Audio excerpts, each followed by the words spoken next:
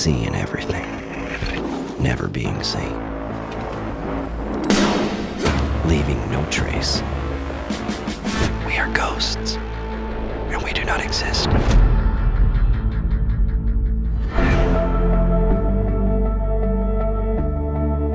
Hello, and welcome to Tom Clancy's Ghost Recon Wildlands, or Wildlands as we're going to call it for the rest of the video because it's way too goddamn long as a title.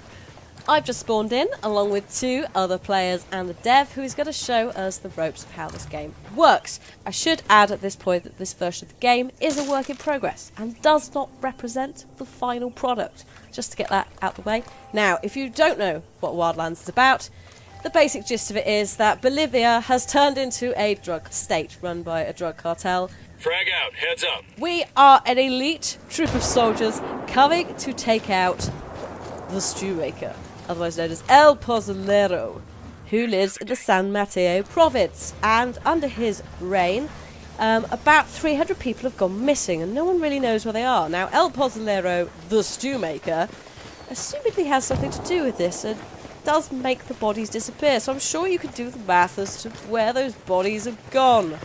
So, you'll notice on my left hand side that we are joined by some llamas, and there's also pigs. I did see some pigs.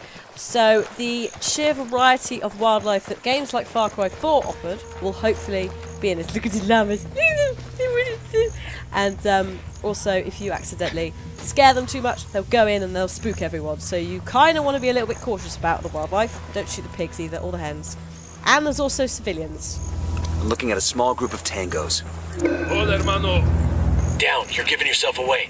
So, with any strategic game, it's always best to know your enemies. So we're going to start by scoping them out with our gun sights. Eyes on a small group of tangos. We're then going to take to the skies with our drones. Deploying drone. Now, the drones are very similar to like the Watchdog ones. There seems to be a lot of drones in Ubisoft lately.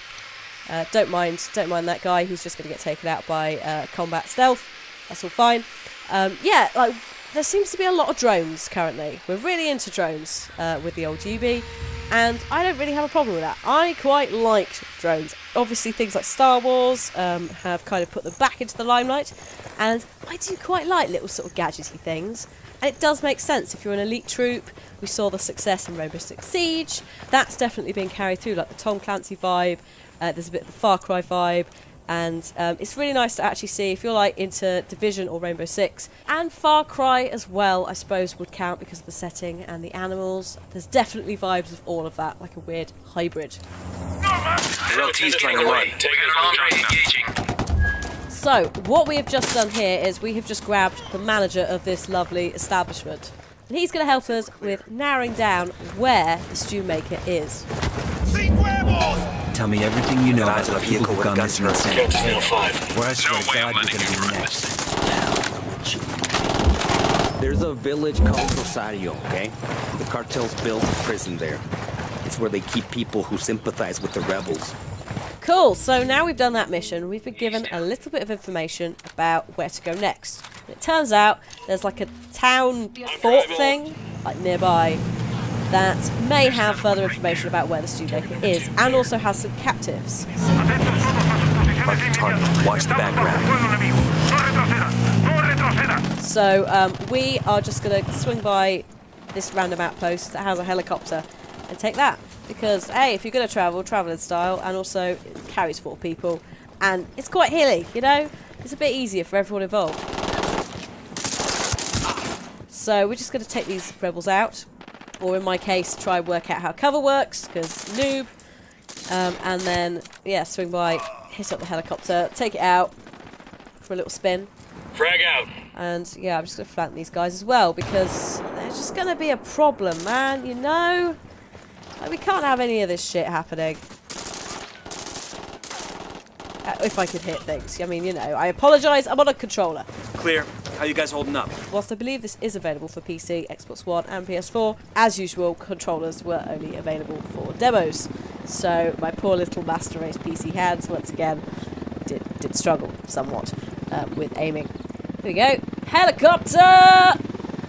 Now, there are guns on the helicopter, and you can choose whether you want to use them or whether you don't want to bother. So this is what the minigun looks like. It's pretty good. I kind of got on it thinking like, I'm going to fuck someone up, but there's no one there to fuck up. There's just a very nice lake with some slightly funky light textures, but that's okay because, as I said, it is early build. Yeah, just enjoying the view. I mean, it does look really nice, doesn't it? But we don't have time for sitting around and looking at pretty things. We have a job to do, and we are rendezvousing at that smoke cloud directly below us. And we're going to do it in style, because instead of just landing the helicopter, which you could do, we're all going to jump out of it and then parachute down, which is totally going to work. We're totally not going to miss the mark. No one is going to go flying into the camp like a nutter. Just throwing it out there. Just throwing it out there that perhaps someone might screw up. Oh no, hello. I'm just watching the mini-map because I never actually saw... Yeah, there we go. Someone has just gone straight for the yellow point. Whoops, a daisies. Well, luckily I think they've realised to come back round, but it just goes to show, listen to your team leader. Yeah? This is how you roll in these kind of things. So, yeah, don't worry about that guy who's a little bit fucked up. Don't worry about him. I'm sure that's not a warning sign or anything to people in the area. So this is Rosario, which is a sort of like prison fortress thing. Those of you who know Far Cry will see some elements that you go, oh yeah, cool, yeah, like the minigun that's on the wall, and bits and bobs, front gate, and yeah, we're just sort of going around, we're marking them out. It's quite heavily fortified. You don't want to go in the front door. There are alarms. I don't know if you can turn them off. I couldn't see a switch, but not to go into too much detail. By the time we got to the alarms, it was a little too late to be trying to stop them going off. I'm looking at a small group of tangos. Another target, count is 10. From here, it's pretty simple. I'm going to cut this down because you guys have sort of seen it before. You should know Far Cry, and you should have seen a little bit of Rainbow Six Siege from me before. If you watched me playing it at Gamescom, which we don't talk about because LOL! We're good. Yeah, so team leader, which is the dev, I'm with the dev, I'm that cool. Team leader and I are going to take these guys out. We're then going to get our way up to the sniper point and use that to then take out various different people in the area that we can see. Meanwhile, the other team are going to be circling around to do a similar thing but from the ground and clear out the entire camp. We got a PC over here. If there's a record of the prison's inmates, it's here.